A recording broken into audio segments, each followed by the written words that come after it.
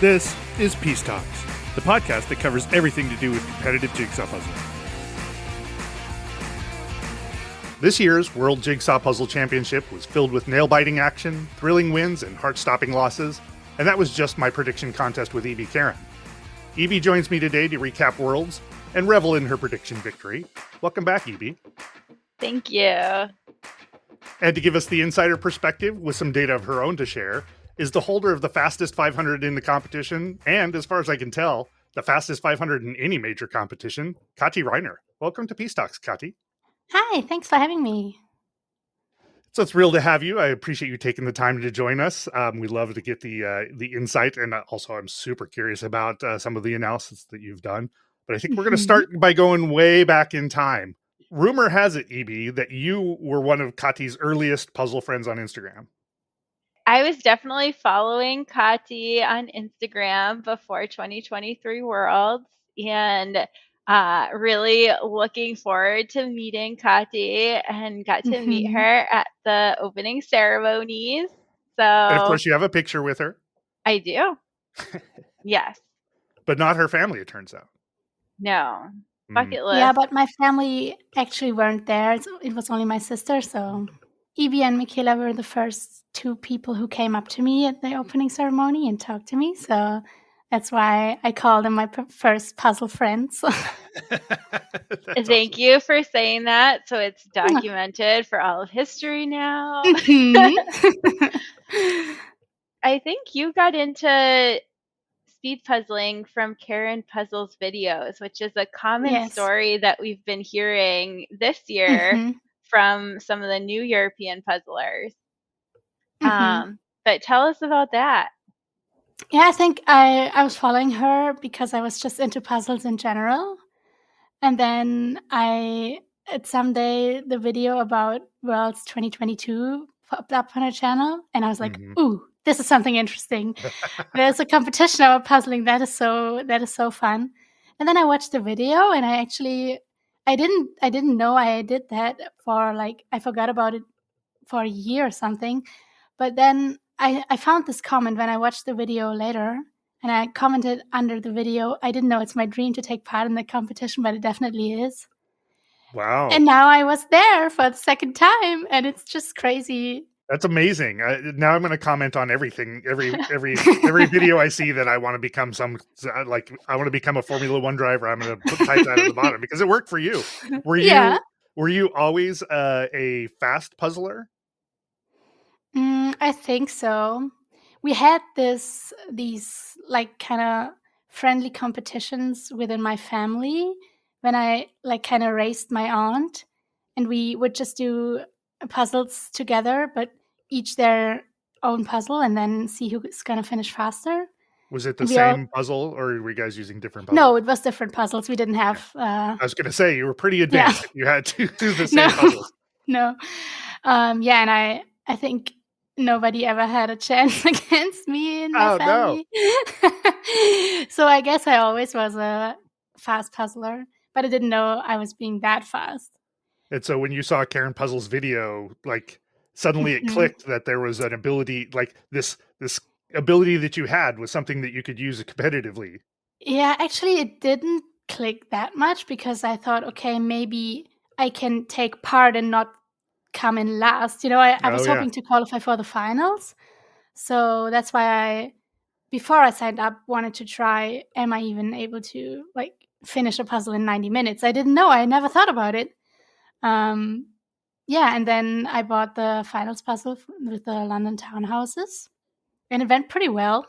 I remember I actually have a video about this, but I won't share it. It's a bit embarrassing, but it's me after I finished this first speed run ever, and I was just so thrilled about my time, and I was faster than Caron. I can't believe it. Because I thought she was, the benchmark. That was the fastest a normal person could get, because Alejandro was out of every He wasn't reach. A normal person. So I couldn't believe that I was faster than Caron. Did you immediately think that you wanted to go to the next Worlds? Yeah, I think I Yeah. signed up the same day. How soon before Worlds was that?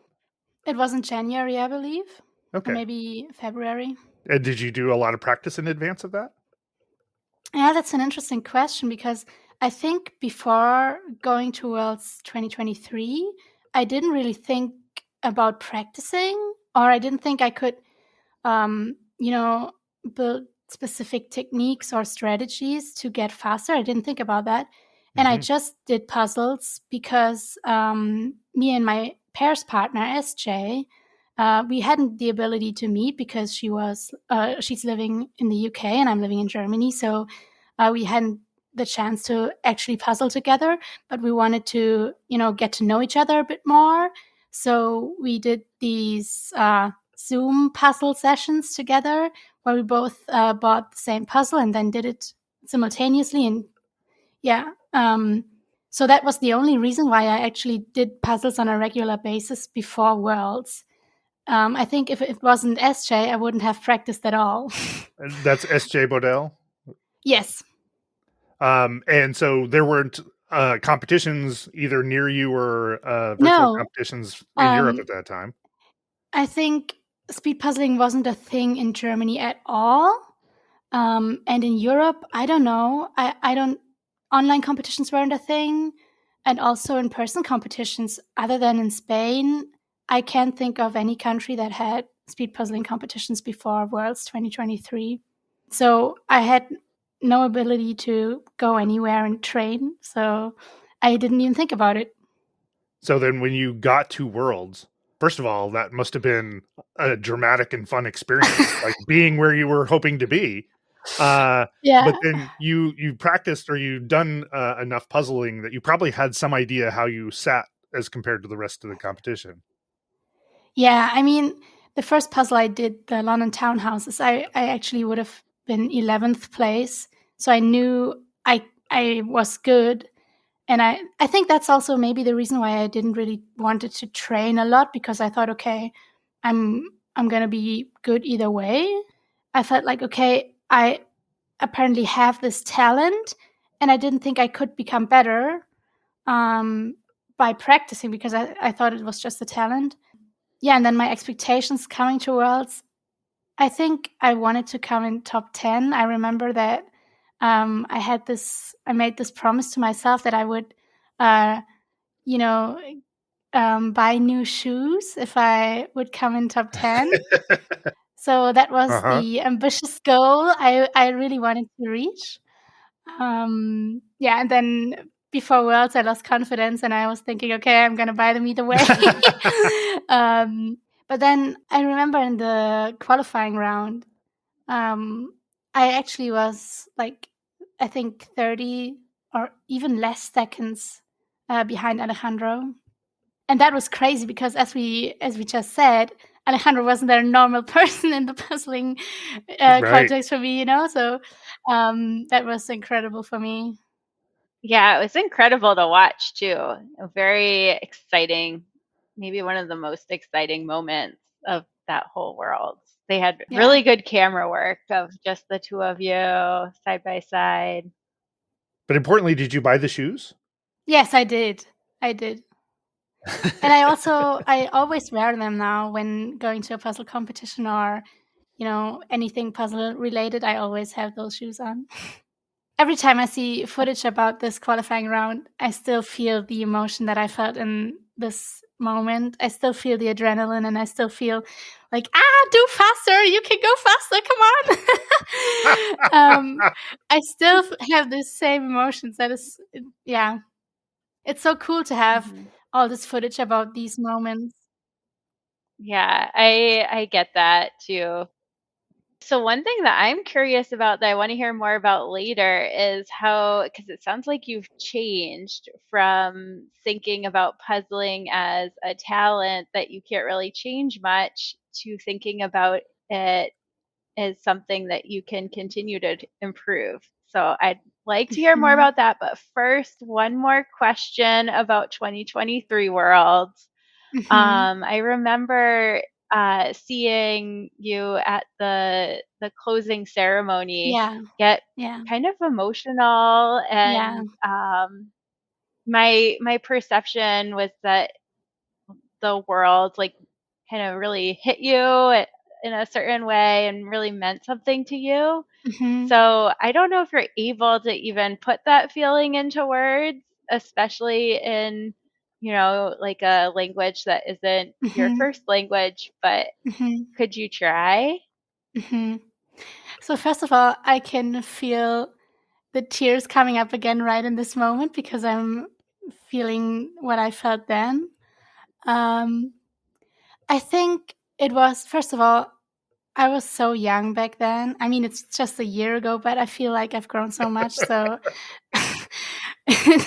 I really feel like I was, that was the first big thing for me apart from school or anything. Yeah. And then I was finding so many people who had the same passion for, the what I also have a passion for, and feeling connected to these, more or less strangers was so special to me because normally I'm rather an introverted person and I don't connect with people that easily. So that was so cool, just, the social aspect about it. And then also, I remember that I was just, all the pressure came off at the ending ceremony. Um, Mm.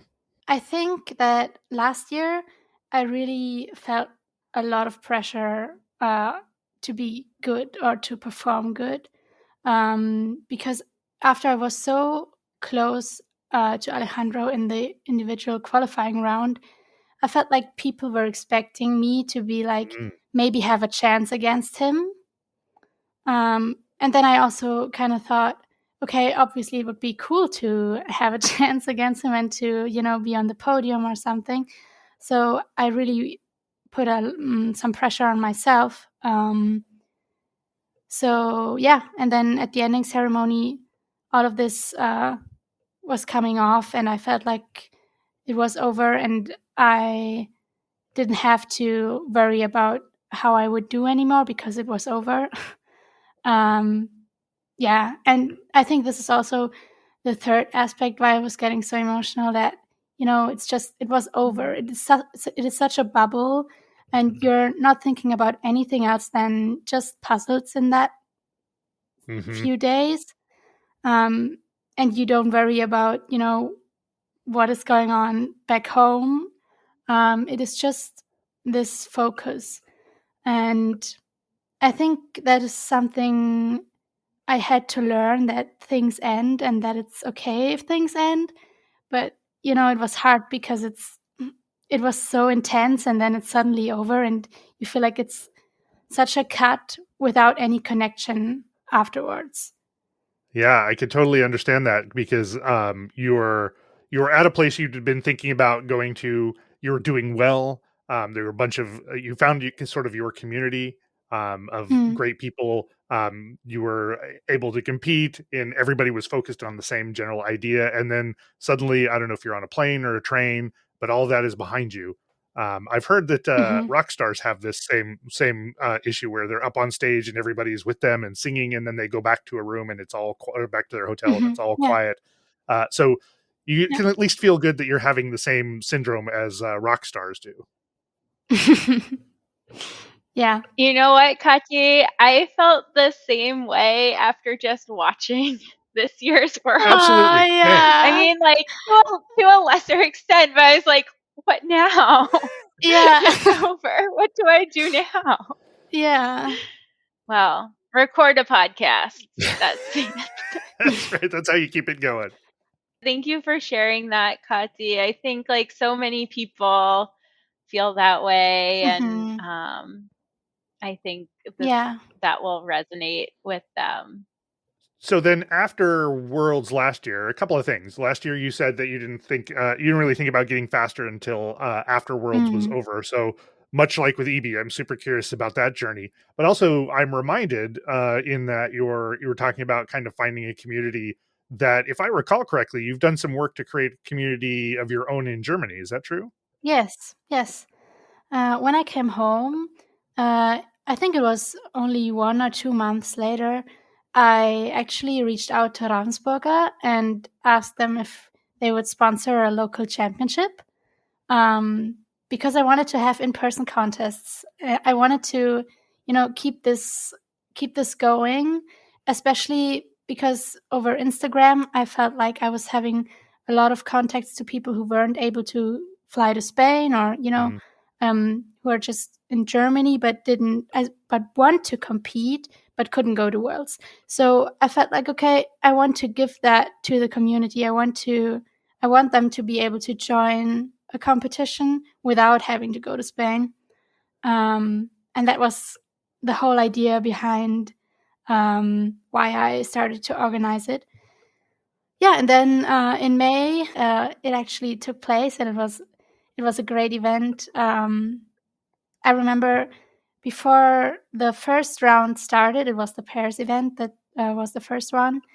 I was in the bathroom before, and then when I came back into this hall where the tables were set up and everybody was seated, and this excitement was going on, I felt like it was exactly the same vibe and atmosphere as in the dome. That's And awesome. that was super special, because I was the reason why people were there, kind of. And Yeah. then to see also how I could give that to me, that I could experience it again.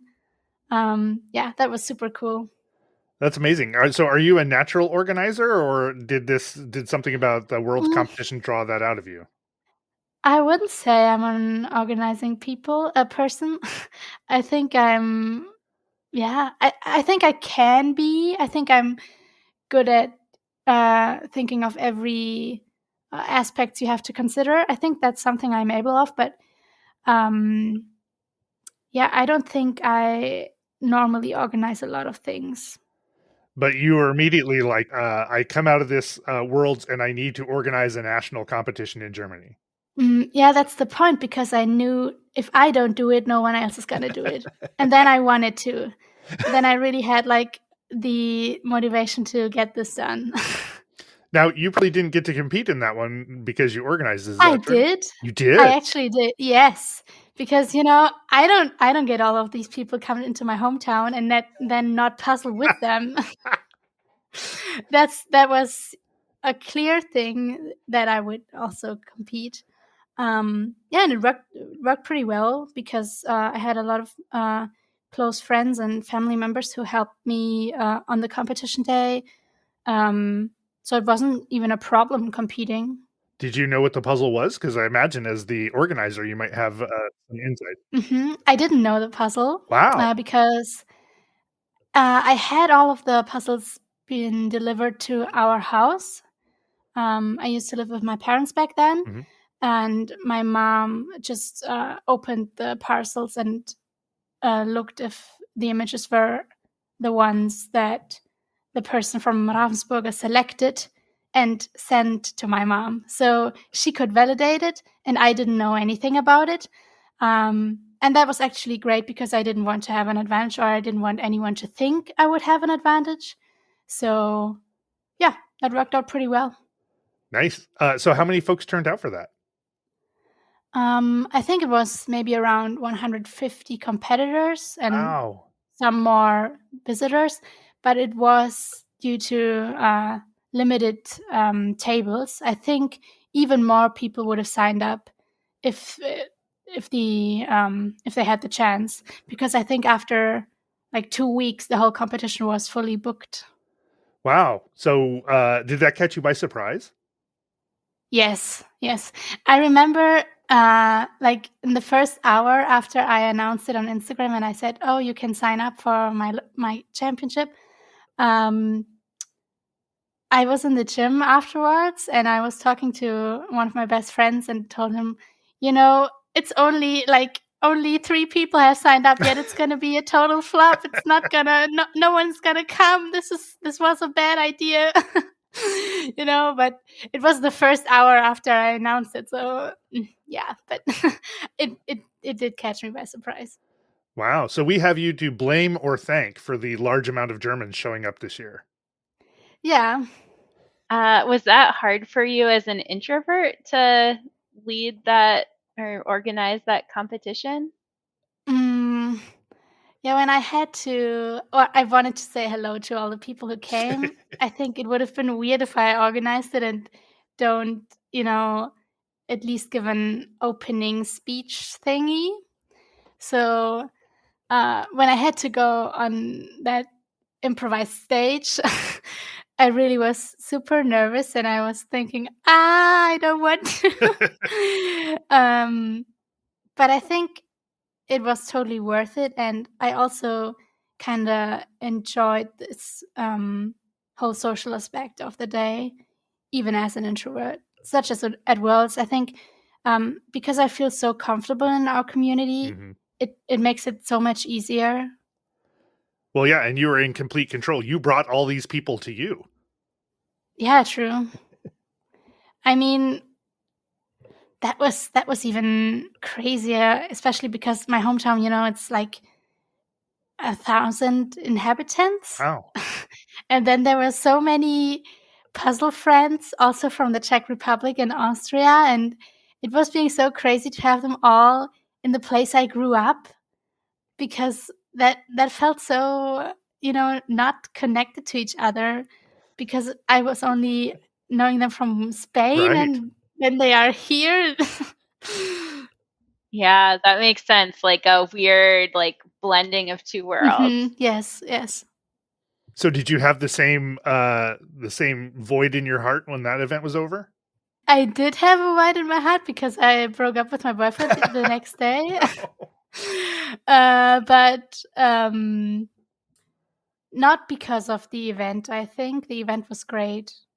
And I just felt super happy about how it went. And I was very relieved that everything worked out so well and that I had a great time.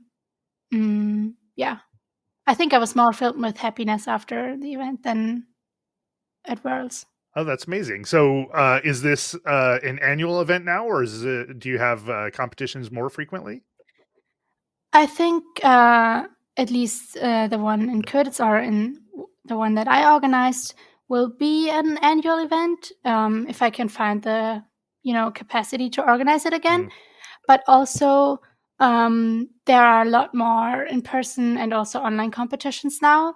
We also have a German association that organizes competitions, and that's all in all a great thing. I love having speed puzzling being more spread in Germany, and the more events we have, the more fun we have. While we're on the topic of Germany, what other Germans should we watch out for at the next World? Ooh, that's an interesting question. Yeah. Okay, how do I put this so it's not being rude?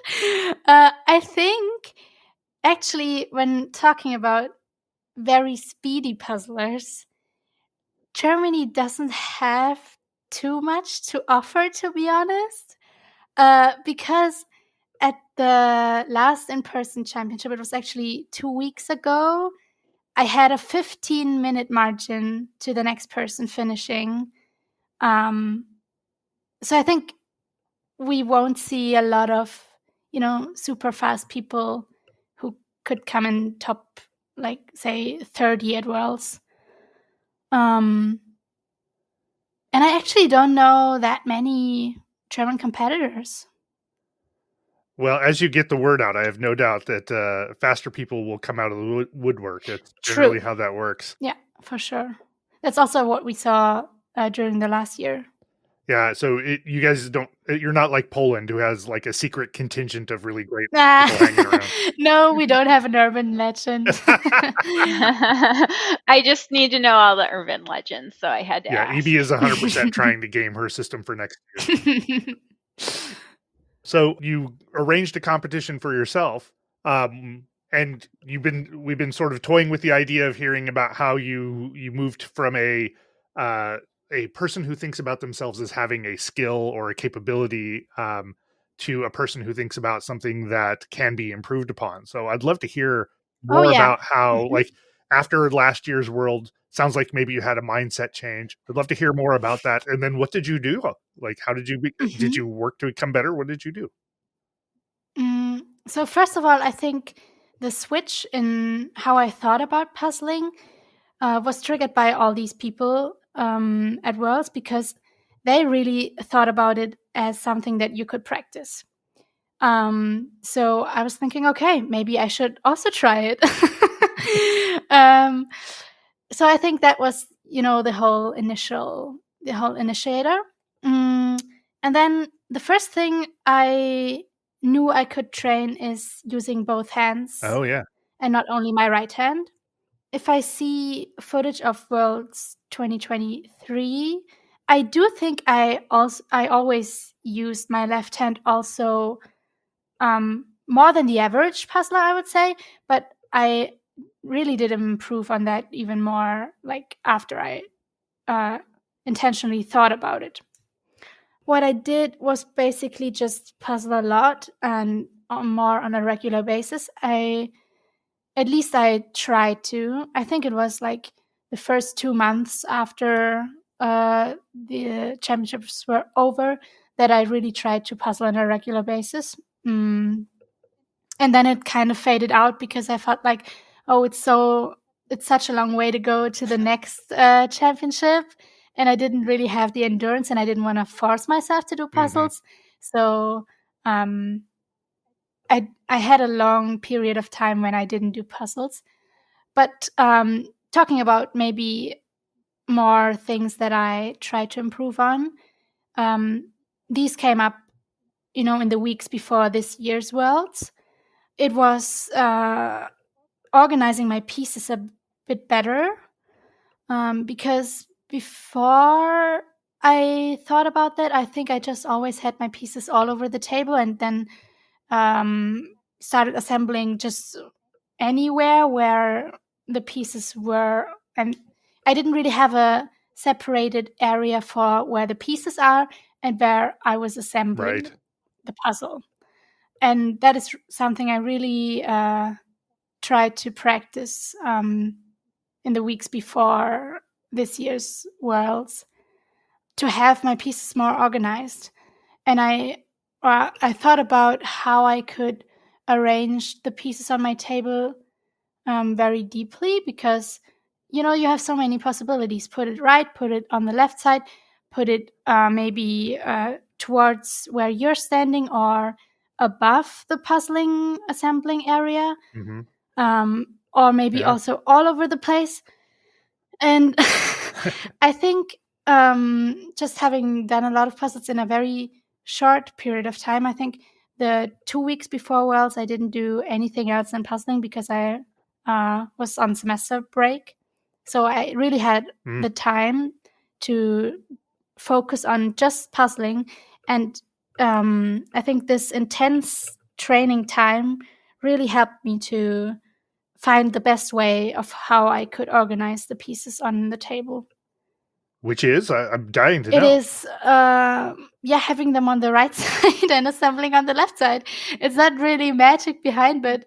Well, a lot of times the things that we end up with, like, as part of our process, don't sound substantially interesting until you realize that is a decision that took some thought, it took some work. Like, you had to figure out where the thing is, and it's simple that it just sits on the right hand side, but that may not be true for everybody, and that you've done the work to discover, like, where does this work best for me, shows that you're working through all of the process, right? It shows how much thought is going into every little thing that you're doing there. And I think that's something every puzzler has to figure out, what works best for me.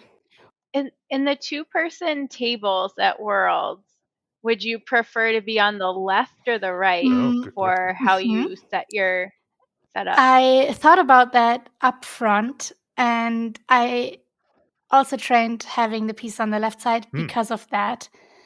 Because when I I think if I would sit on the right side of the table, I can have the pieces on the right side and assemble on the left side. But if I sit on the left side of the table and I put my pieces on the right side, I'm going to mix them up with my neighbor's pieces.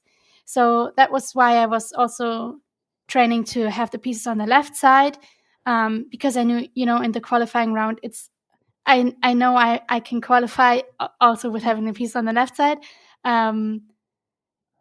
So I thought I would take this, trade-off for me to put them on the left side, but not having them mixed up. So, long story short, I prefer sitting on the right side of the table.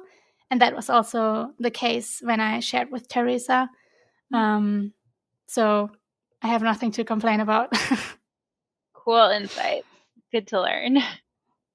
Yeah, so I'm curious. That seems like a deeply thought through and work through part of the process. If you had 2 weeks of heads down time to work through things, are there other things that you discovered that made you better optimize how you do things?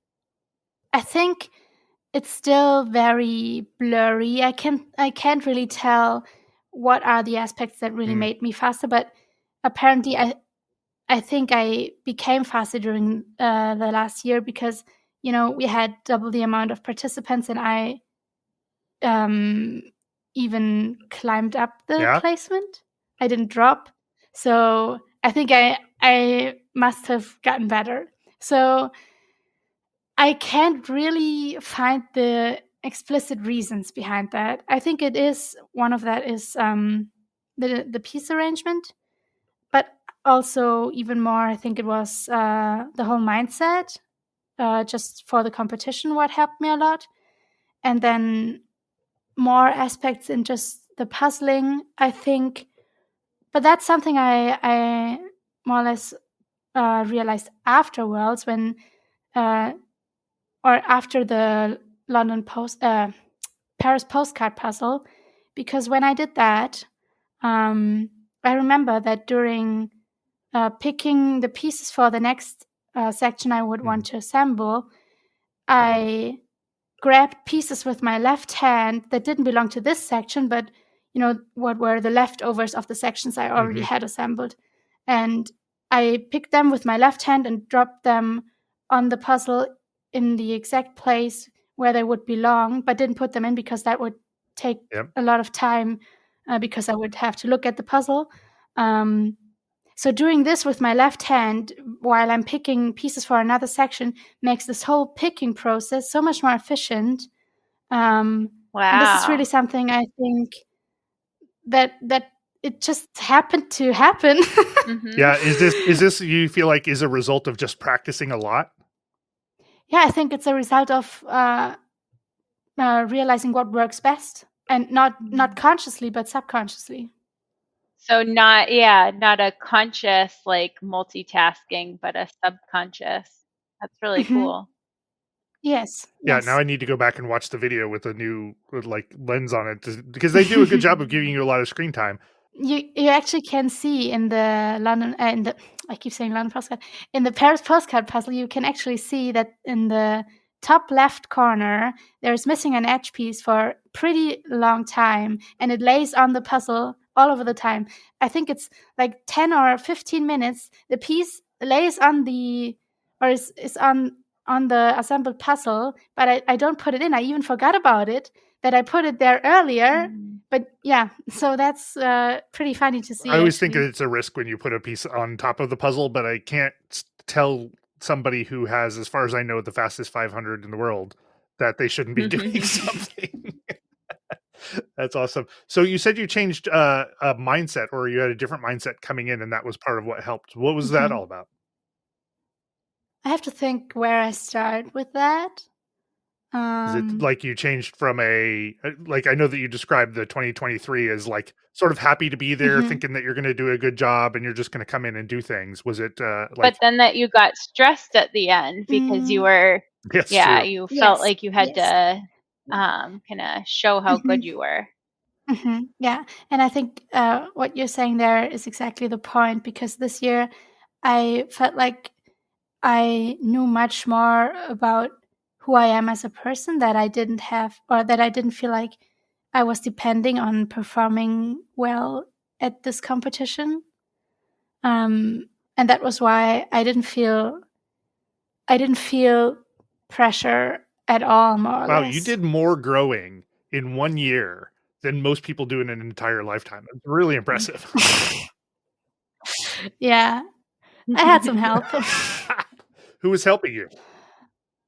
I was going to therapy. Oh, I'm actually still going. Nice. And I think that really helps me. Now everybody's going to go off and seek therapy to become better puzzlers. It's a good reason to become a better puzzler.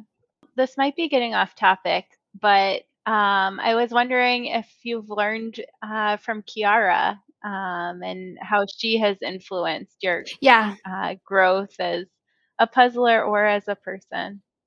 First of all, coming back to what we started with, Kiara was in the prize ceremony. She was there for me because my sister was at the beach on this day. So I didn't really have anyone there with me. And then Kiara was the one who just gave me a hug and was telling me that I was fine and that's everything's okay. So that's kind of how this whole bonding started.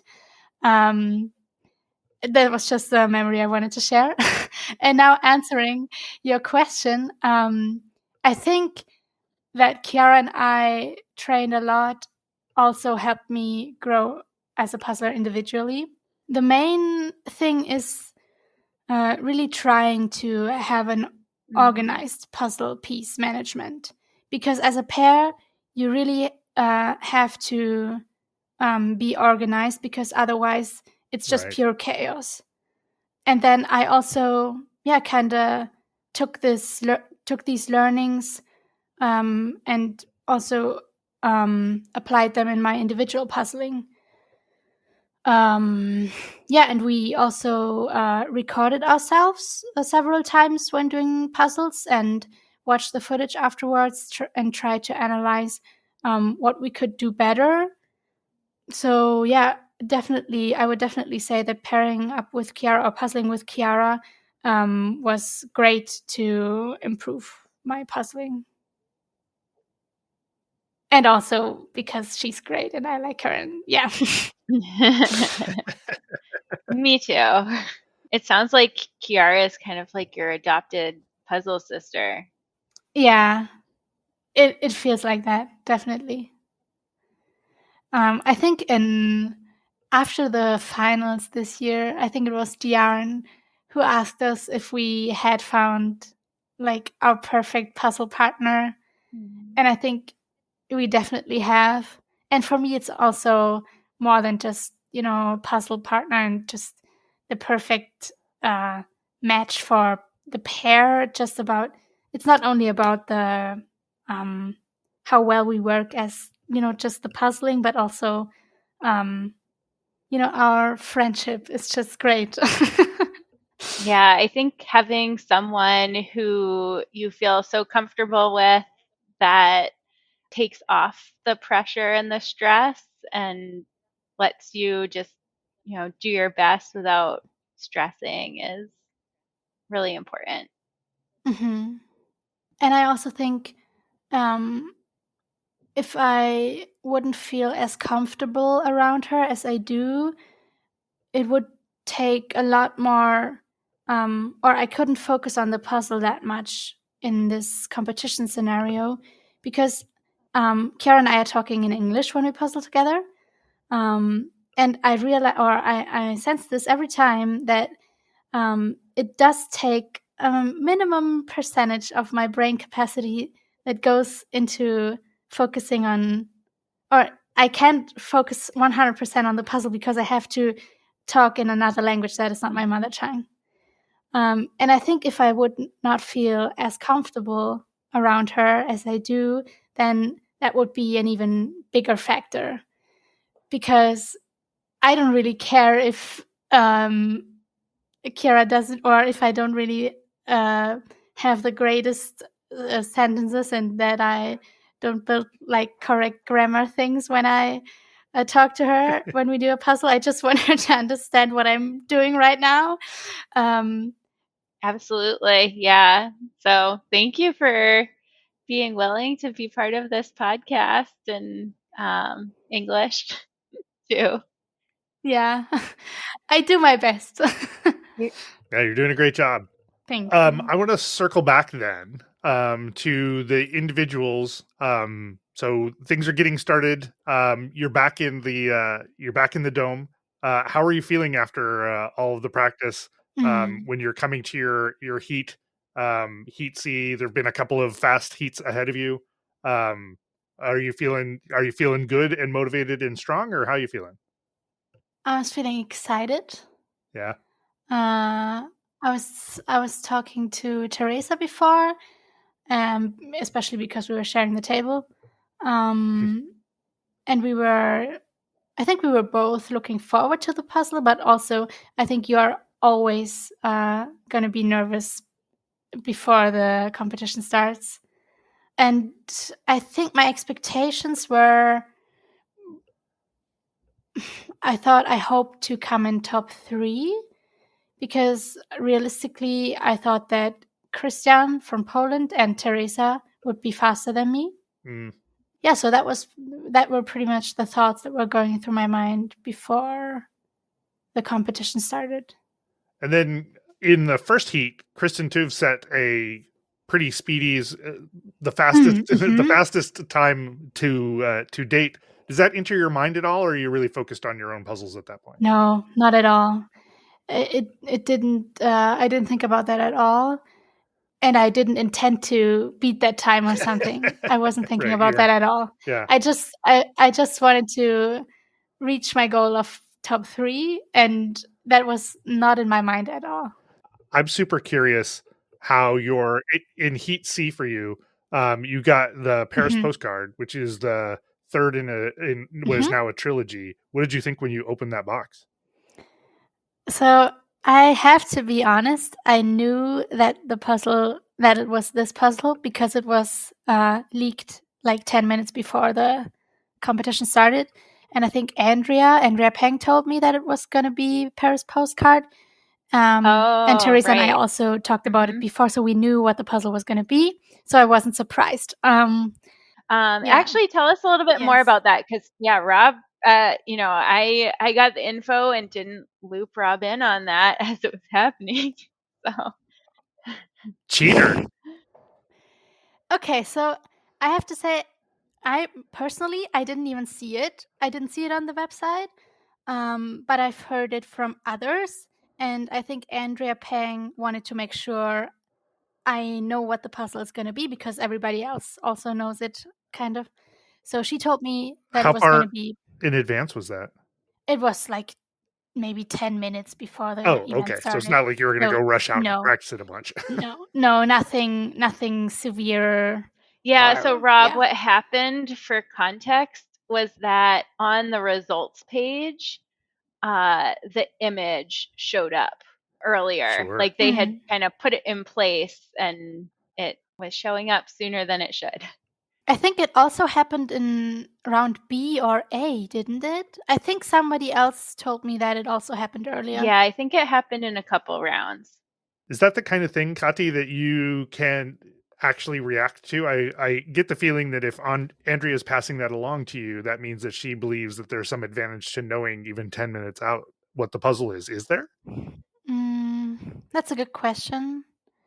I think not really in terms of just the puzzling, but probably mentally, because if you know what the puzzle is going to be, you don't have this adrenaline kick when opening the bag and pulling out the box.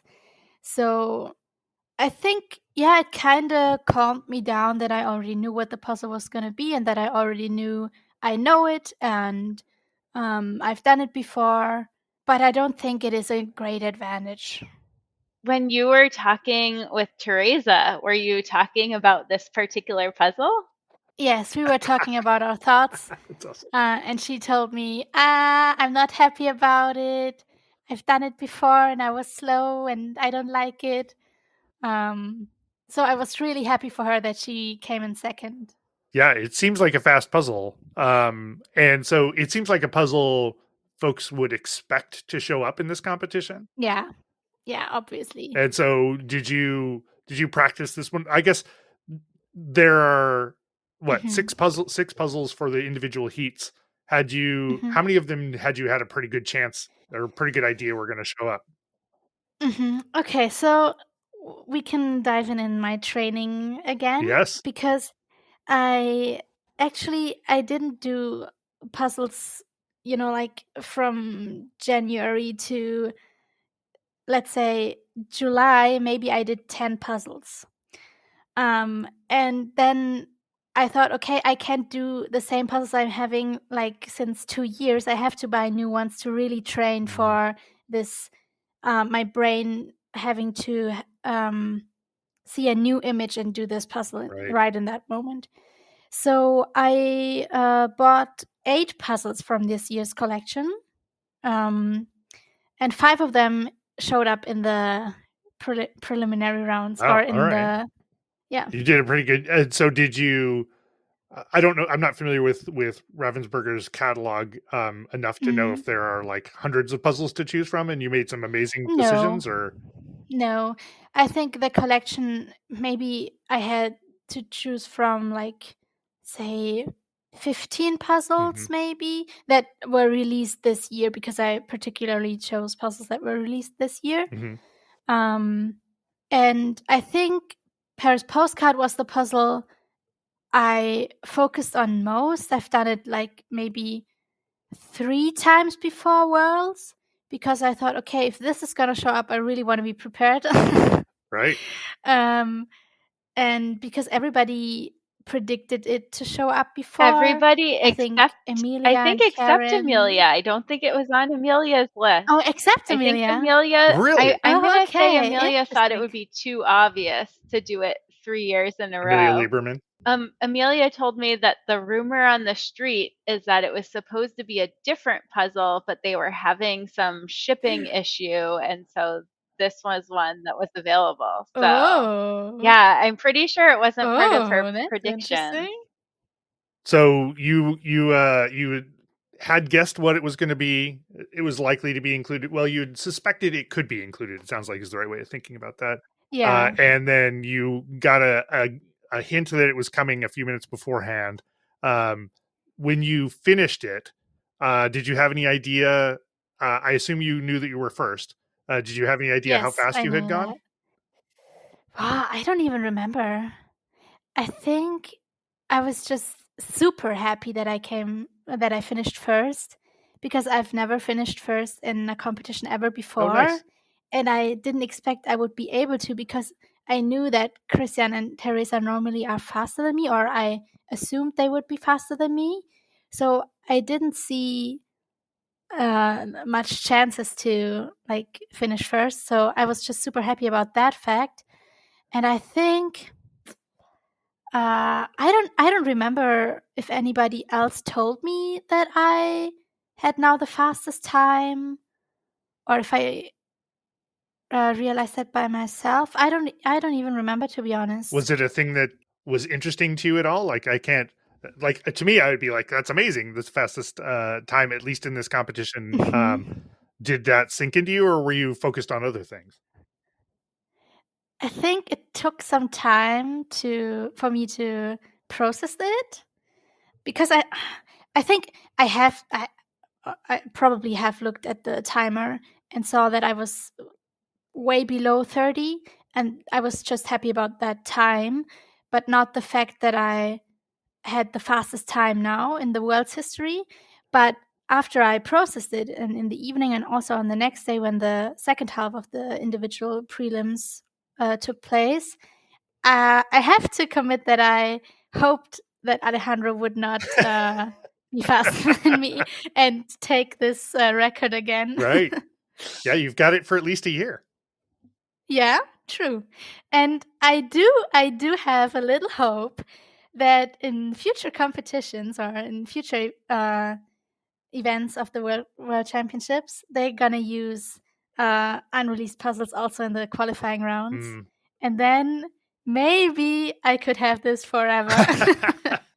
Yeah, what do you think about the ability to? Because I felt like more so than usual. Not that there's a deep history here, and EB can correct me if I'm wrong because he knows more about these things than I do. I feel like I heard more prediction and practicing this year than I had previously. And I know there's, 100%. and so what do you think about the ability to, do like you did and make an educated guess, get a bunch of puzzles that are likely to be in a qualifier round, and then practice those?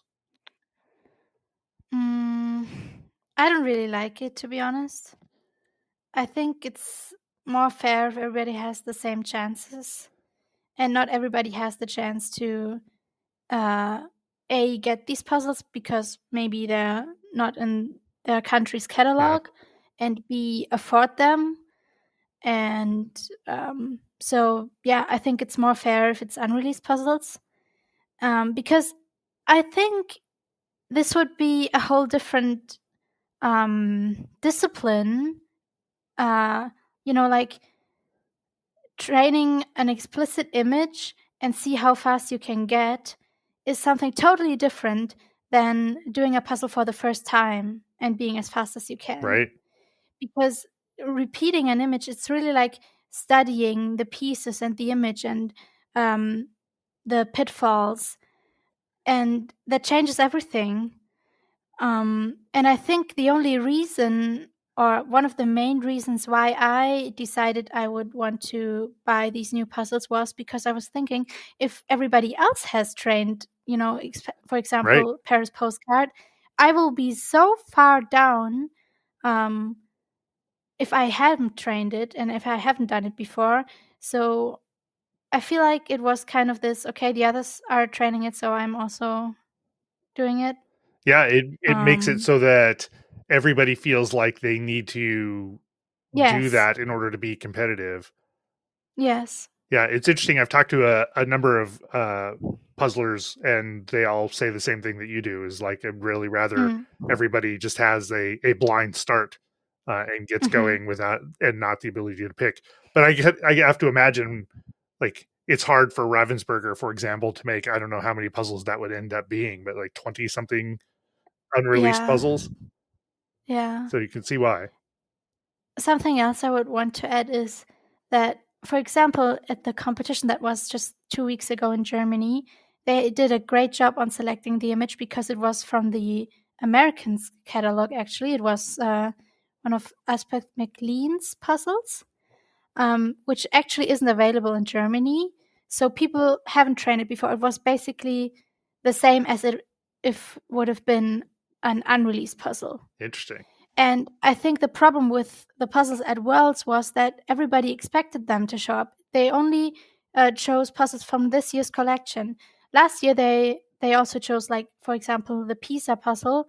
I think that was from 2020, or at least not from 2023, I believe. So it wasn't as expectable.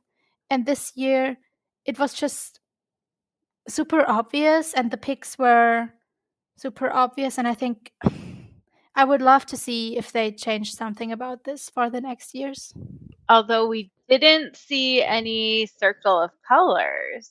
So that was the surprise. Oh, that is true, though. Yeah, I was wondering when we were going to see a circles puzzle, and they just never materialized. I feel like everybody was holding their breath for it. Same. But we finally got fur. Oh. I'm not so happy about that. No? So tell me about the tigers puzzle then. As far as I could tell, there were like 7 tigers in this thing. It is not my type of puzzle at all. I should say this is the individuals finals puzzle, just for those folks who haven't committed them all to memory.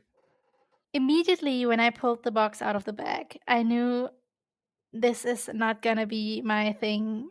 I probably will not be winning this. I gotta be honest, I thought about winning or not. And I thought, okay, no, on this puzzle it's not possible. And I think, considering that I really didn't like the image, I'm really proud of how well I still did. And also that I still had fun kind of during the assembling. Because that is something I think last year I would have been very stressed about this and really slow myself down by thinking negative about myself. But this year I really thought, okay, it's not my type of puzzle, and that's okay. I'm not gonna be first, and it's okay. I'm having fun. I have a great time, and I've also proven that I can be really fast on other puzzles, and it's okay if I cannot be on this puzzle that fast. So I was very relaxed about this, about the fact that I knew that I wouldn't win, and that's something I'm really happy about, and especially compared to last year, I'm just super proud of this mental growth. Yeah, same. I mean, that's again, I'm super impressed by how much you were able to sort of mentally adjust in the most positive ways. Mm-hmm. I'm in awe of you too, Kathi. And not just because of who you are as a puzzler, but who you are as a person. And I hope you keep growing because it's amazing. Thank you so much. And Rob skipped over the semifinal, but that was, I mean, we should talk about that too, because I can understand why you might have been thinking like winning could be in the cards before you saw the Tigers, because you actually beat the 3 people who came in the top 3 in your semifinal round. Yeah, that is so crazy. It's so very incredible for me. And this also is kind of why I decided to analyze the data a bit, but we can go back to that later. So in the semifinal, I was seated at table 1. And I remember that the night before, I didn't really sleep well, and I was thinking, what am I doing at table number 1? Like there are so many competitors who are much better than me in this round. Why am I sitting at table 1? What do I do there? It's not I don't deserve this spot. I felt like Kristen should be there, or Christian, or anybody else who I thought would be faster than me. I really didn't think I would be or I would deserve this spot at table 1. Yeah, and then that is why I was so surprised about actually being first in the semifinal. It wasn't in my in my expectations at all that this would be something that could happen. It was out of reality. Tell us about that puzzle. Like what did you think when you pulled it out of the bag? Maybe I have to get the image in front of my eyes so I can feel the emotion again. Just give me some seconds. Yeah, what was the official name of that one? I just think of it as the Underwater Garden, but I don't know if it's Ocean Whimsy. Yeah, you had Kristen in this round, and Christian, and Teresa. Veronica. Don't forget about the urban legend. Yeah, true. Okay, so my thoughts on this puzzle. When I pulled it out of the bag, first I thought, oh, this is busy. It's going to be hard. I don't think I'm super good at this. Busy puzzles aren't your forte? Yeah. And then I started flipping the pieces, and I decided, okay, I will start with these orangey parts because they just stood out to me. And then I actually started with the octopus, and I think if you watched the live stream, you probably saw that many people kept the octopus for last because those arms and legs, I don't know what the correct word is, but these, they are so hard, and I actually did it first. So that was probably a weird decision, but apparently it wasn't too bad. Did it feel like the arms were challenging for you? Yes, absolutely. And I remember I was thinking, okay, I'm being so stuck on this octopus. Probably the others are finishing in like 10 minutes while I'm still working on the octopus. I really thought that I was losing so much time. And I abandoned it for a while and did work on something else. And then I tried to get back to it, and then it was still too hard, and I still abandoned it for another time. And so I think that was actually that was a good decision to abandon it, do something else, try it again, because with fresh eyes, I could put in some pieces and then, do something else in the meantime, and then come back to it again, while probably the others, when they kept it for last, had to finish it in one stretch, while I could divide it in, several mini time slots. Oh yeah, maybe it gives your brain a chance in the background to be thinking Yeah. about how to assemble those things. Yeah, maybe. I think that's actually might be a thing. Yeah. Yeah, interesting. And after I had finished those very orangey parts and also the both bottom edges with these light greens, then the puzzle really started to be a lot of fun for me because I was getting in the zone, and the puzzle's really pretty. It's super cute with these faces on the animals. It's super cute, and I really enjoyed it. I remember that after I had these oranges done, I really started to enjoy it. Um, and I think because I started with the hardest parts, it actually got easier the faster I got. Because that's also what you can see in the live stream. Many people started with the dark blue on the top, and I did this very late, and that sped me up a lot.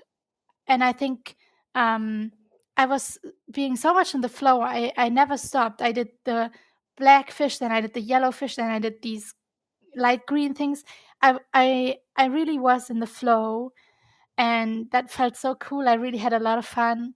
Then I had maybe when I only had this yellow plant left, I started to think of the others. I started to think, okay, no one else has finished. What is going on here? Uh, and the closer I got to finishing, the more I felt like, oh, nice. I'm going to finish so close after Kristen. It's not many pieces difference. I'm gonna be very close behind her. And then I only had 2 pieces left, and I was thinking, okay, eh, aren't you supposed to finish before me? Like, why am I first now? So it really was. I think just explaining this, it really shows how I felt about how this is gonna end. Yeah, and then I couldn't understand that I won at all. I do have a Mhm. question about getting stuck because I mean, it's something that happens to all of us, but I think Rob and I are wondering, Mhm. like, how would we tell if Kathi is stuck? Like, right? Like, because to us, it probably looks like, oh, we're still putting in Mhm. pieces. So tell us about being stuck. What's that like for you? When I feel stuck, I feel like I'm normally I have my pieces in my assembling area, and I try to get them together. And um, if I have to put the pieces back on the pieces pile and not because I can't seem to get them together, then I really feel like, oh, shoot, this is bad because I'm putting pieces back in the pile where I don't want them. I want them in the puzzle. I want them in the finished area and not have to put Mm. them back. Yeah, that is the worst feeling when doing a puzzle.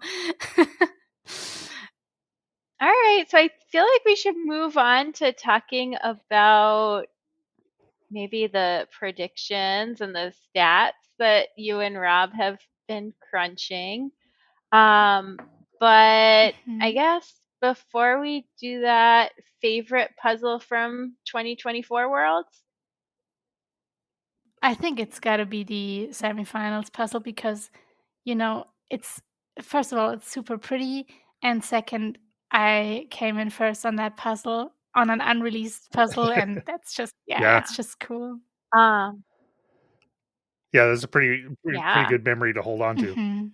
And one other thing I wanted to ask is you talked about giving yourself this off season, or maybe it wasn't like an intentional giving yourself, but like having to take an off season from January to July. And Mhm.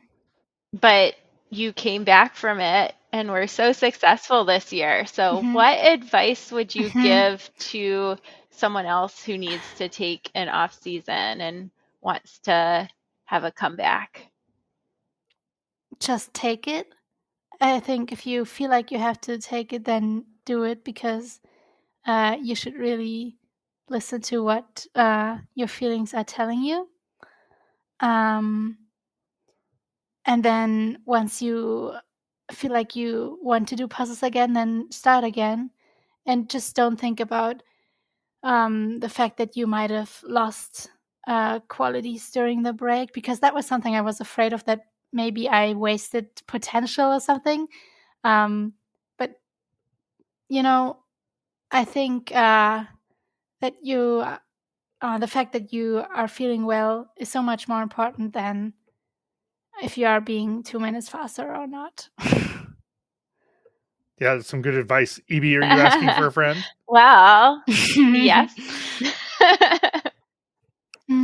I could add one more thing regarding EB's question just now, which also is connected to the teams event.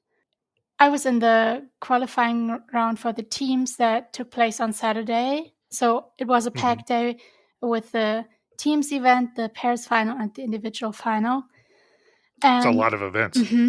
And because of because of the fact that I came in first on the semifinal individuals, I really had high hopes on the individual final, and I wanted to save as much energy as I could for this event. So our team decided to really take it slow in the qualifying round, because we knew we would qualify. I was going to ask about that. Yeah, because I know that some teams make choices like that. I know Alejandro, for example, has mentioned that if he's got a good sense that they're like his team's probably going to qualify, so they take a different approach to the qualifying puzzles. I do think, though, that Alejandro's team picks harder puzzles then to use it as a training. But we decided to just have fun doing the puzzle and not explicitly try to be the fastest we can. And I was feeling so down after this event, or after the team's competition. I had no energy, and it was just super frustrating because we picked hard puzzles, and it wasn't really fun because the images weren't beautiful. I was really not feeling well after this. And then I decided, okay, I'm gonna do something just for me that isn't related to the puzzle world right now. And I went to a gym in Valladolid, because that's another hobby of me, that I go lifting. And I decided, okay, I'm just gonna do this now for me to feel better, no matter what, or even if I might perform worse because I, do some physical activity that might not be that energy saving. But I knew, okay, I have to do this for me just to feel better. And I really Right. prioritized that in this moment. And I'm super happy about it. And I think it was the absolute right decision in that moment. And I'm really planning on doing that again next year. Yeah, now you know where the gym is too. I find it's helpful to sometimes, like when I'm trying to work through a problem, to give my brain a break and let it do something unrelated. Absolutely. And then it comes back ready to fight again. So I wonder if that's sort of the same thing. Totally. I think in general, for me, going to the gym really clears my mind. And that's what I needed in this situation. So I absolutely agree. Nice. And so when you came back, what was the next event after that? Was the individuals final? I think the pairs final was the next event. After that? Yeah. Okay. And so did you feel like cleansed and clear of thought? Yeah, I felt great. I really wanted to puzzle. I was looking forward to it so much. Not only because it was the Paris final and I could do puzzles again, but also because of Chiara. And I was just happy to be with her. And especially then when we saw the image, it was so pretty and I had the best time ever. It really was nothing comparable to the teams event before. Which is not related to my team members. I want to point that out. They are great. And that was the Valladolid puzzle? Yes. Yeah, I thought it was great that they had a puzzle specifically around the event. And it's super pretty. So what was your sort of overall takeaway from this experience? It sounds like how would you compare this to how you felt it in the 2023 experience? It seems like this was much more of a Kathi in control sort of moment than 2023 was. Yeah. I mean, I'm still the same person. I still was about to cry at the prize ceremony. I still felt kind of the void when I was home. And I also was afraid of how I would feel when I would come home. But in general, I am so happy about how I felt about all this competition, or how I felt during the puzzling, that I was just having fun and that I was not putting pressure on me. And I think that is the main takeaway that I have from this year as well, is that I think I can really be proud of the mental work I did in the last year. And now you've got I assume another competition coming up in a couple of months. The one that you run. There's actually the official German championship before. It's going to be in February. Okay. And then in May, probably again, the competition I run.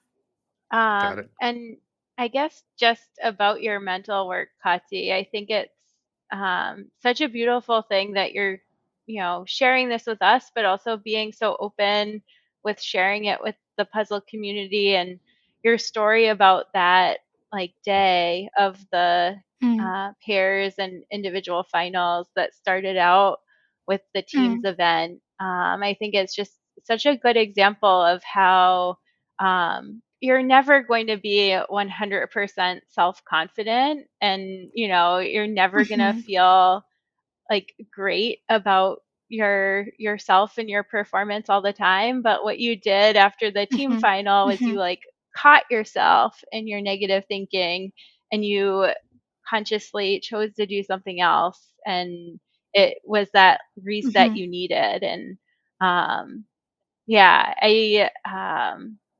I can't wait to see where you continue to go with your, personal growth and puzzling growth, and how those two things are connected. Thank you. I think they absolutely are connected. And even if I didn't train a lot of puzzles during the last year, I think that, investing in my mental growth helped even more to perform better in the end. So maybe also regarding your question before, if you feel like you need to take a break from the puzzling, then it doesn't mean that it's wasted time. You can still focus on your mental growth, and that will be also helping you a lot to come back stronger and faster. I love how deep we're going on this podcast, and I hope that like, not just one person who needs to hear this, but I hope that there'll be like several people that, many puzzlers that need to hear this, and that you'll be that voice for them, that can, speak to them through the stress and the distress, and help them. Thank you. That's really special for me. I'm very happy Well, about it. like I said before, you are special. And yeah, we appreciate so much you sharing, not just the puzzling, right? But the everything that goes along with the puzzling, and what's been going, how you've been growing in the past year. I am super interested in the data analysis you've been working on, Kathi. So is that something you can give us a view into? What have you been doing? Yes, let's go into it. Let's do it. First of all, I want to say I'm not a professional data analyst. I just did this because I was interested in it, and it's not, big science. I just divided numbers, and yeah. We won't judge you. I think I can start explaining what I did, and then I can give you some main results. So basically, I think what we all thought was, first of all, the unreleased puzzles are most interesting. And it's interesting to see how the combined result of the final and the other unreleased puzzle is. And then something I was thinking about even before Worlds, because of the website myspeedpuzzling.com, where you can see the fastest times of people finishing, at all 500-piece puzzles, but it's absolute times. And I think that absolute times aren't as interesting as relative times, because for me, it is much more impressive if Alejandro is finishing a puzzle in, let's say, 33 minutes, and the next person finishes in 50 minutes. That is way more impressive than another person finishing a puzzle in 27 minutes, and 3 people after them are finishing in also sub 30.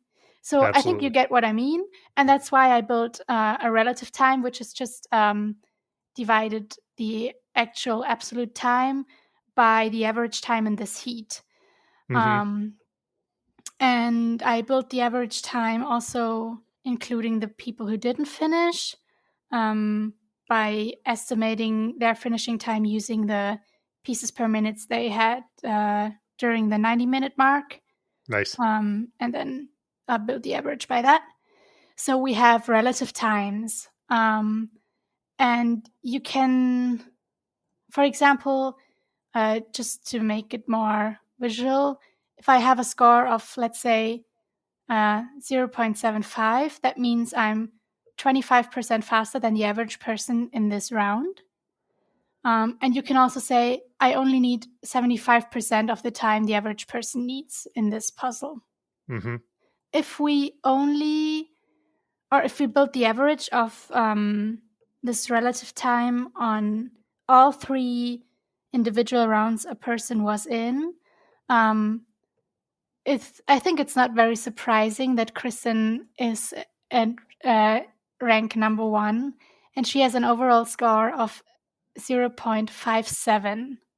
That means that she is almost half of the time that an average person needs.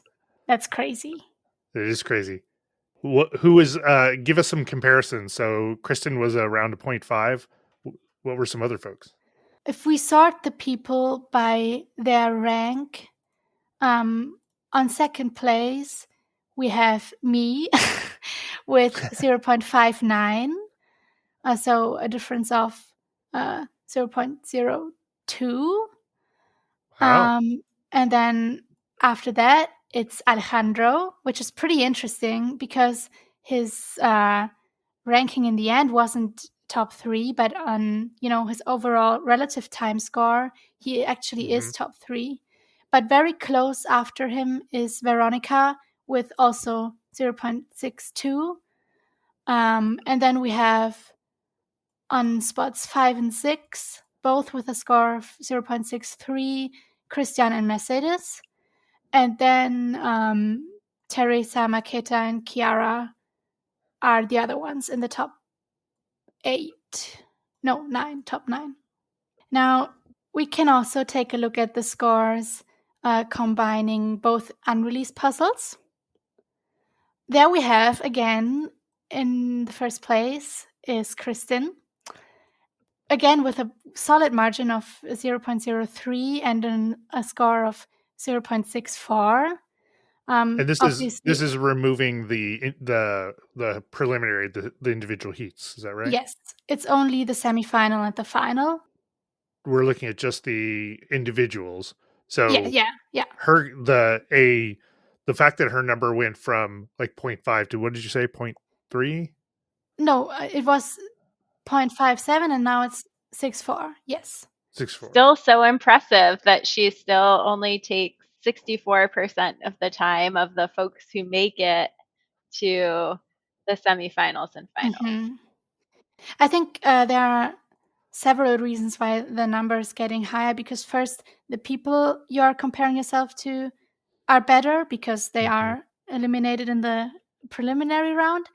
And then also because it's unreleased puzzles, you don't have the advantage of having it done before. So yeah, it doesn't mean at all that she got worse in the final, but it's just numbers. On the second spot, on the unreleased score is Veronica with 0.67. So again, a solid margin of 0.03 between Kristen and the second person. Then it's me with 0.68, and followed by Christian and Mercedes again with 0.09. And in the top 10, we also have Alejandro, Kelly, Marketa, Inge from the Netherlands, I believe, and Teresa. I think it's still cool to say, okay, I'm faster than, or I only need half of the time the average person needs. Yeah, it puts it into perspective, something that you probably know, but this number helps you really kind of internalize that. Okay, here's how much faster I go than a regular person, than a regular human being. So now we talked about Alejandro not being a regular human being earlier, but now you have numbers to show that you're not a regular human being either. If you need, as if you needed to know that. So now there are other people out there going, well, I could never be as fast as Kathi because she's a superhuman. So they're having the same thoughts you were having, long ago.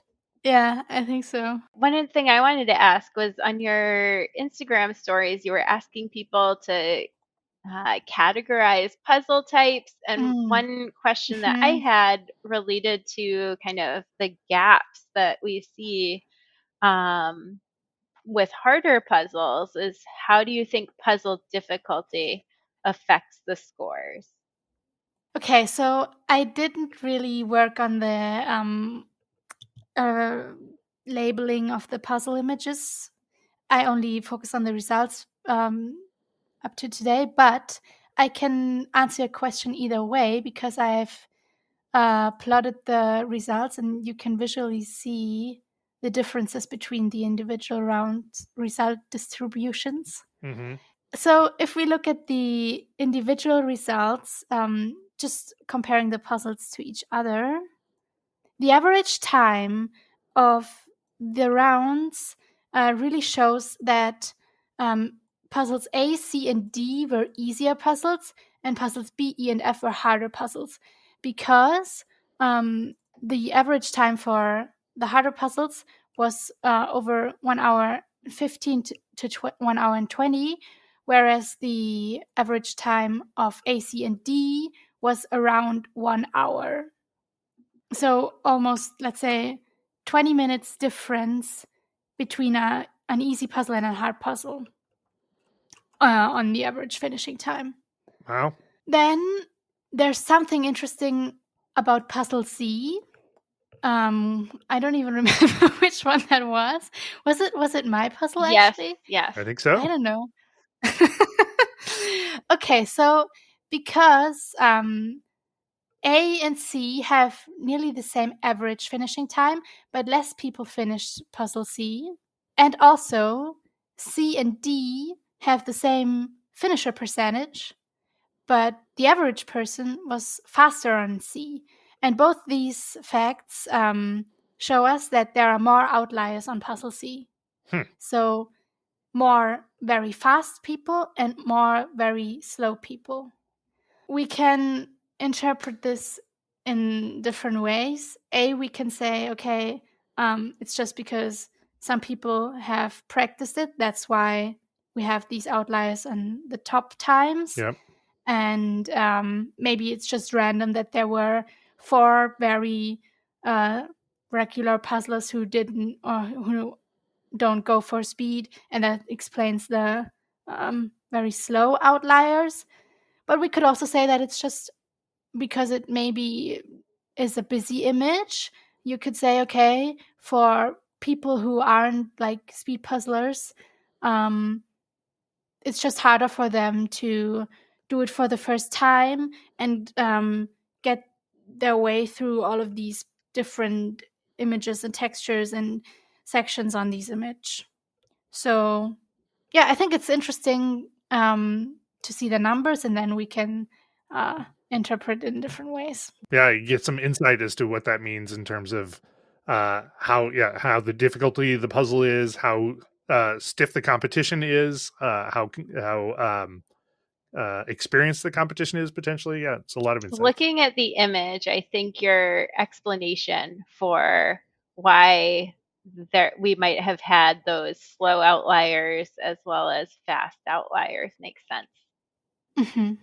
I wish I could share this diagram with the listeners, but it's hard. Maybe I can put it in my Instagram story. Yeah. Because if you think of like the individual, the preliminary distributions are very much like linear curves or linear lines, just it's straight lines, which means the times are increasing in a linear way. So the differences are pretty equally distributed between all of the finishers. But on the unreleased puzzles, the distribution of the finishing times is more like a cubic shape. So the first and last places, you have bigger margins between the people who have finished. And around the average, more people are similar. And I think that's really interesting. Yeah,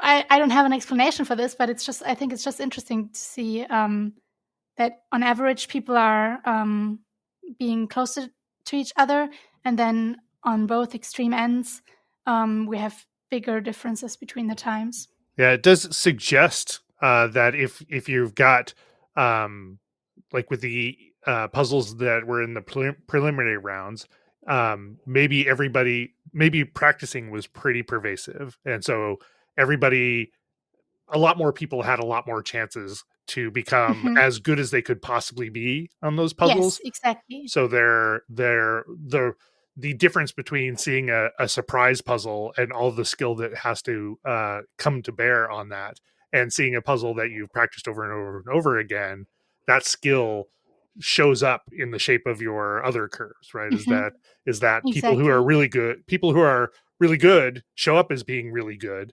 and other folks have a lot of gap between where their optimal capability is and where their current capability is, because they didn't get a chance to do that puzzle a bunch of times. Yeah, that's great. Yeah, if you could put those on your Instagram for us all to see, probably. Yes. Like maybe a story might go way too fast, or if you're going to pin it or something. Yeah, I can pin it. Yes, that would be amazing. Yeah, or maybe I'll do a post. Well, I think about it. Yes, you'll find it on my Instagram. Okay. So we still have the average time a person had in all these 3 rounds. Obviously, it's biased by which puzzle you had in the qualifying round, because there were, as mentioned earlier, differences between the hard and the slow, hard and easy puzzles there. But once again, Kristen is in the lead with an average finishing time of 33 minutes. I think that is something to let that sink in, because 33 minutes, that is so crazy. Yeah, I was just thinking how few people get to a 30-minute puzzle. Like, it's extremely rare, at least in competition. And so 33 minutes is not too far away from that. And to be averaged there, that means you have to have done some things substantially faster, which of course she did. So I think you're right. That is at 33 minutes is one of those things that already seems maybe improbably fast. Like, if you're a regular human being like myself, then you're looking at that number and going, well, yeah, okay. Like, an hour is a struggle. 33 minutes is amazing. But to keep in mind that 33 minutes is, compared to all the rest of the people in the world, probably even more amazing, right? Because you have to go all that extra distance and be setting basically records like you and Kristen were doing, in order to get a number so low. So are there other folks with similar numbers? Before I share them, I still want to say it's only the average of these 3 puzzles. So it's not the average of like your overall performance ever speed puzzling thing. Right. It's just 3 times. So we still have to keep that in mind. But yeah.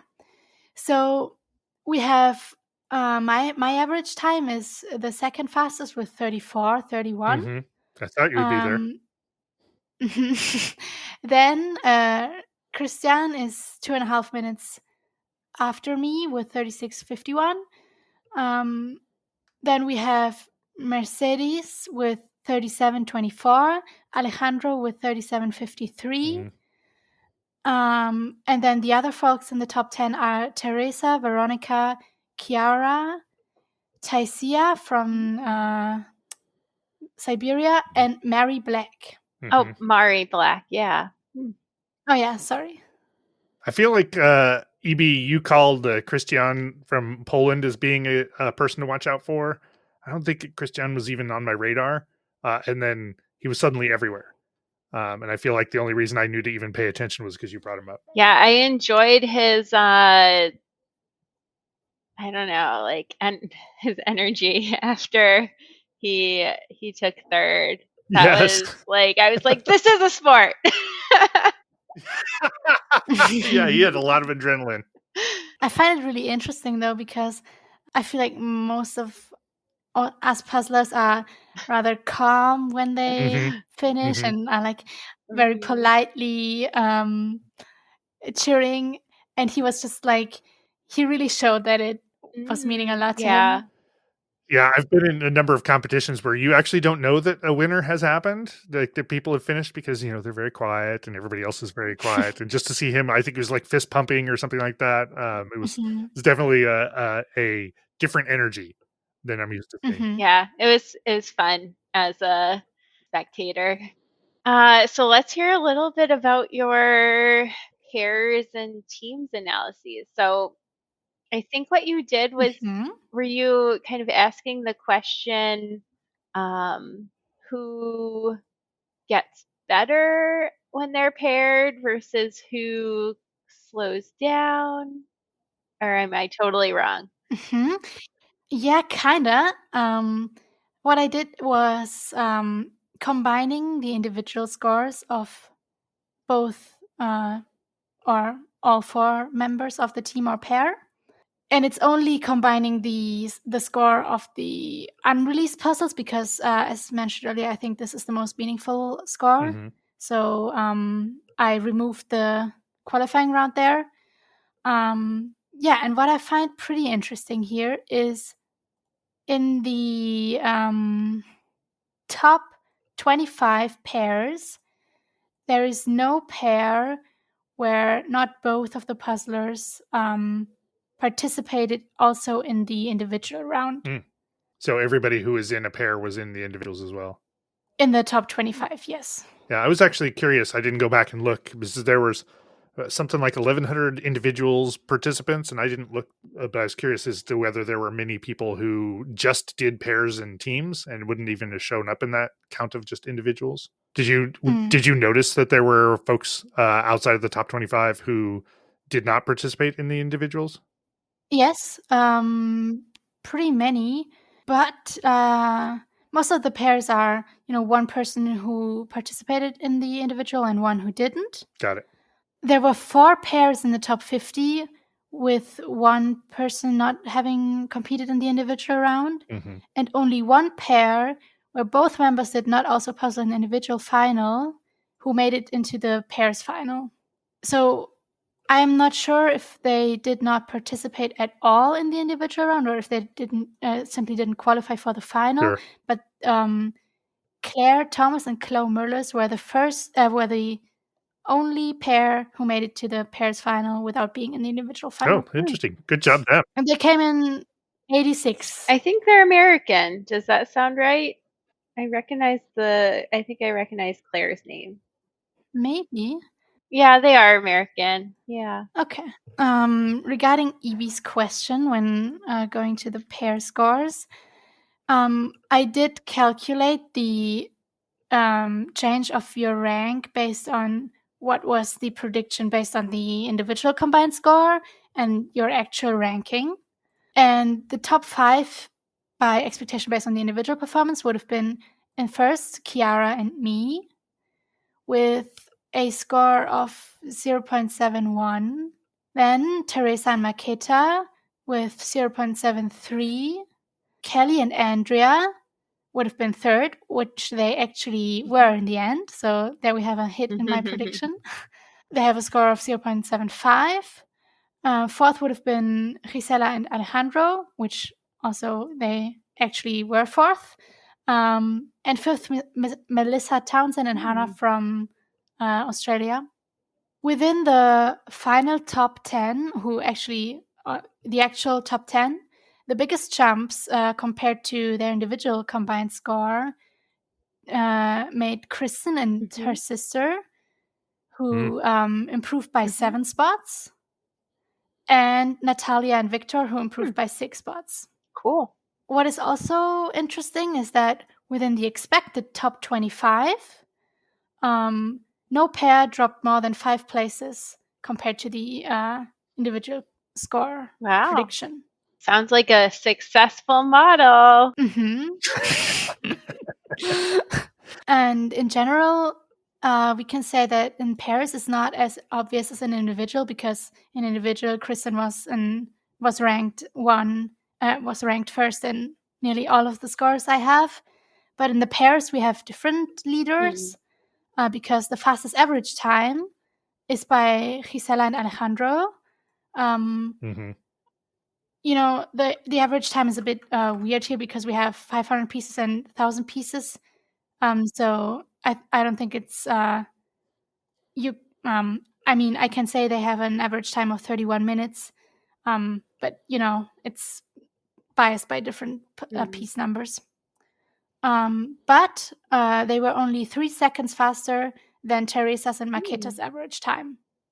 Then when we don't look at the score combining the individual performances, but again, the score the pairs reached in the pairs events before the final, the top 5 by expectation based on the performance before the finals would have been first Gisela and Alejandro by quite a margin of 0.03. Second would have been Teresa and Maketa. And third, we have with less than 0.001 margin. That's why I put all of these in the spot 3 are Natalia and Victor, Melissa and Hannah, and Becca, Taylor, and Alice, just based on how they did in the pairs qualifier and pairs semifinal. This would have been the top 5. But obviously, this is very much biased by the puzzles they use in the qualifying round, because in pairs, I think it was even more obvious that we had 2 easy and 2 hard puzzles. Because we had this flower image in the first round and the lightning right. The third. Those were the hard puzzles. And then compared to them, we had the unicorn art and Brunch Crunch, which both were much easier images. So the score is a bit biased by pairs who were in the easier rounds here. Yeah, I think it seems like from what you've said that your model of using individual performance as predictors for pairs performance is actually better. And that could be because of you took out the previously published puzzles and only used the unpublished puzzles to get a cleaner, a cleaner data point. It could also be that you're kind of sampling in 4 data points, the semifinal and final for each partner rather than just the 2. But I think it's really cool because it kind of speaks against the idea that we sometimes hear, which is just taking 2 really fast people isn't going to make a fast pair, and kind of says, actually it is. Yeah, I think that's basically it for pairs. All right, let's hear a little bit about teams. Yes, so you could do a way bigger analysis of the teams event because you have the different puzzles of the prelims with different puzzle choices. And also, for example, you could compare 2 teams who have like a similar time in the final, but totally different times in the qualifying round because of different puzzle choices. But this is all out of scope for the analysis I did here. I might do it one day, but I don't have something for that now. But I can tell you the scores again. So if we look at the individual combining score, I think that's not a surprise, but the Czech puzzle queens would have been first. Then, pretty interesting though, we have the Australian team. I don't have the team names here. I only have the Aussie All-Stars. Oh, yeah. Yeah, it is. Yeah, the Aussie All-Stars. Then we have a weakness of my score here because Gisela's team would have been ranked third, but Gisela is the only one who actually participated in the individual performance, in the individual event. So we can ignore this this team here. But then in fourth, we would have had the Hungarian team with Mercedes. And fifth would have been the Busy Birdies. And there, I think it's pretty interesting to see that the Busy Birdies actually didn't have, let's say, a great individual combined score, because it's 0.05 difference to the Czech Puzzle Queens. But they still came in first. So apparently they're just a great team. They're just working very well together. More teams who made jumps in comparison to the individual score ranking are Karen's team, who improved by 8 spots compared to their individual combined score. Then my team, we jumped 34 spots. Wow. Which is pretty crazy. 34? You did not give yourself much credit. Yeah, I don't know. I can share about my sister because she was in my team and she didn't qualify for the semifinal, but she would have qualified in another preliminary round, and she also would have qualified in the semifinal for the final when I let her do the semifinals puzzle. So I think her score doesn't represent her actual abilities, so that may explain why we jumped that many spots, because the score isn't quite accurate. Yeah, she and her pairs partner did really well in the pairs prelim too, I remember. Yeah. Yes, then another team that jumped many spots is Alejandro's team.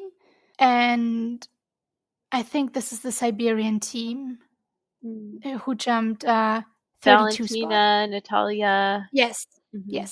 Also, Kristen's team had a big jump. So I think what we can say, or a pattern that we can find, is 3 teams with one very strong puzzler. Let's say Alejandro, Kristen, and me. One very strong puzzler in a team can extremely outweigh slower team members. Both Alejandro's and Kristen's and my team really did better than the individual combined score would have predicted. So that is my interpretation of that. Yeah, it's more to think about. So the debate about like pair magic and team magic is still on the table. I super excited about all the stuff that you're sharing. I want to see how your scoring model fits up against some like my scoring model and the predictions that EB made as well. So I feel like next year we need to do like a competition of people's prediction models and see which ones do the best job. Because right now we've got 3. We've got EB's well-informed, but not well-informed by experience and less so by math. If that seems like a fair way of putting it. Mine less competent models compared to EB, but more math informed, and yours as well. And so it would be fun to watch if people develop different models, how they actually can can compete with each other. I always love this secondary competition, and I know that EB does as well, because she was jumping on trying to make more competitions on top of competitions while we were talking. So yeah, this is all really cool. I appreciate you sharing all of that. One more thing about the teams event: 6 out of 10 teams in the top 10 were in prelim C, and only 2 in B and 2 in A. So we could say that being in prelim A and having a less stressful Saturday was not necessarily an advantage, at least for the teams event, and only based on numbers, obviously. But yeah. Okay, then looking at the average World Jigsaw Puzzle Championship participant in the final. It's only about the finalists. In 2022, the average time in the final was 1 hour 8 minutes. 2023, it was 1 hour 4 minutes, and this year it was only 58 minutes. Wow. I think we can really say that the average finalist did improve, because all final puzzles of the last 3 years, I think, were of similar difficulty. So that doesn't bias the average time too much. So yeah, I think that's a pretty interesting development here. Yeah, I love that it sort of confirms our observations. Like, it seems like the jigsaw puzzling is becoming more competitive, which is great. And it's great to be able to quantify that. Then something for the more average puzzler might be interesting to know. The average qualification time needed to move on to the semifinal was in 2022 1 hour and 20 minutes. Last year 1 hour and 18 minutes, and this year it was 1 hour and 1 minute. Oh wow! So you really have to be jump. a lot faster to qualify. But we have to point out that less people were qualifying this year, because it was only 60 out of 190 people in one qualifying round, whereas in the first year it was 60 out of 80 people who qualified. So that explains this a little bit. Yeah, there are also just so many more people who are coming that I wonder if their collective capability is higher, just because there are more interested people out there. I'm curious, actually, while I'm thinking about it, Kathi, you mentioned at the very onset here that the number of people doubled from last year. If we see a similar increase from next year, what needs to happen for Worlds to accommodate that level of demand? That's a great question. I think we will have to have upfront qualifications sooner or later, because no one can, take like 2 weeks off of work to just qualify through 7 rounds and then be in the final eventually. Right. Yeah, so I think we will see upfront qualification sooner or later.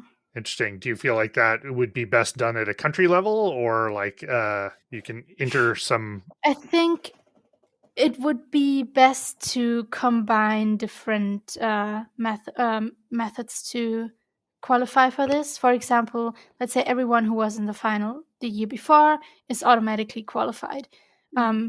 Everyone who was, for example, in Europe in the EJJ, let's say top 50, or I don't know how many competitors there are, is qualified. Everyone in national competitions who, let's say, was able to finish the puzzle in under an hour is automatically qualified. I think it's coolest to, give people as many chances as possible to qualify. I like that. It's I like the idea of being able to take a few stabs at it as well. So that it doesn't mean that you're immediately out when you haven't, performed well in one event. Yeah, I think that makes a lot of sense. All right, so we're running close to the end of time here, so I want to make sure that we touch base on the competition between EB and myself, because let's face it, that's really the important competition. Not the people doing the puzzling themselves. Sorry, Kathi. Last podcast that EB and I did, we put together a whole bunch of predictions on who would be where, which teams would be where. And at the last minute, I threw together a spreadsheet and tossed it out there for folks to sort of keep score along the way. And the way that it worked was that if EB or I, and actually there was a column for people to put their own predictions in, if you guessed correctly who is in the top 5 for a prelim or semifinal round, you get a point. If you guessed exactly the right position for that person, you get 3 points. And then the same thing is true in the finals, except it's the top 10. So based on this scoring system in a spreadsheet that I threw together at the very last minute, EB soundly kicked my butt, going a total of 90 points. And I should have calculated how many possible points there were, but I didn't. But 90 points compared to my 74. I improved my model while we were going, and updated it with fresh data as the rounds came in. And so that version got closer to EB at 81 points versus the 90 points that she got. But what's really impressive is that at some point we even added semis in here. And of all of the opportunities to guess, a person would have made it, or a team or a pair would have made it into the top 5 or top 10 appropriately, EB hit 73 of them correctly, and I only managed 55 at best. So I have to say, amazing job, EB. Not that I'm terribly surprised. I was pretty confident in your predictions ahead of time, but I feel like I got to give you credit. You did a great job. Thank you, Rob. You're a very gracious loser. Oh no! Now I got a firewood under me to do better next time. So well, now I just internalize it. Now you've got some inspiration from Kathi's method as well. That's right. So I think you had some good luck with like exact predictions. That's right. That's some good luck. That's exactly right. And I have to give you credit for correctly predicting Kathi's win in the prelim round. Yes. Yes. Really, I should have got more points for that. That's the really one that mattered. I mean, you got the 3 points for exact placement there. Yeah. Anyway, I had a lot of fun. I know some other folks sent scores along to me. I didn't see anybody who beat you, EB. So as far as I know, you're the reigning queen of predicting. Ellen C-Note sent me Did her she? predictions, and yeah, she beat me. Well, good job, Ellen. And yeah, so I guess I had some reflections on this. I was very proud of being in the know on the Polish urban legend. Thanks, Victor. Rumor mill really served you well. Yeah, although I didn't rank Veronica in the final, so I do regret that. I didn't like lean fully into the rumor. So I could have gone farther with that prediction. I think I underestimated the Australians. I didn't really have Australians in my top 10, I think, at all. And try not to underestimate the Australians next year. Yeah, and they weren't in my data much because I know they have a lot of local, and I don't know if province is the right or territory is the right phrase there, but I know they have a lot of regional based competitions, but their data is not available. So I think I also underestimated them a bit. Yeah, I think that was part of it, is that their results aren't as public and clear. Yeah, I think we need to push for high visibility in everybody's competition results, so that we can all build models off of them. And also, speaking of Ellen Sino, I was talking to her, and one of the things that we realized is that she has signed up for competitions under a variety of different like name formats, like first name only, first name, first initial of last name, full name. And my data doesn't pick that up as separate people. Like it picks it up as separate people, so she didn't get all of the credit for all of the different things that she participated in. So we need to figure out a way of doing that as well. But we got plenty of time to work on that. With that, I think we should call it good.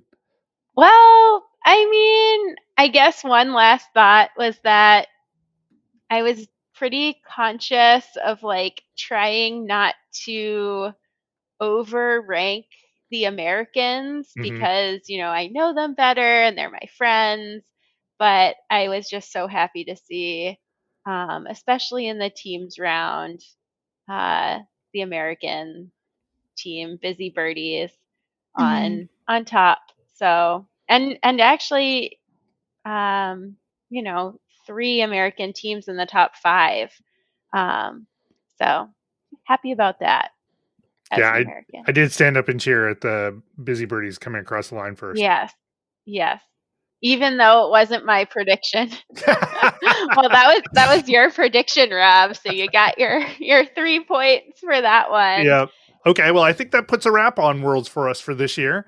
Maybe we'll do the same sort of thing next year. We'll see how that goes. Kathi, where can people find more out about you? Is there Instagram the best place?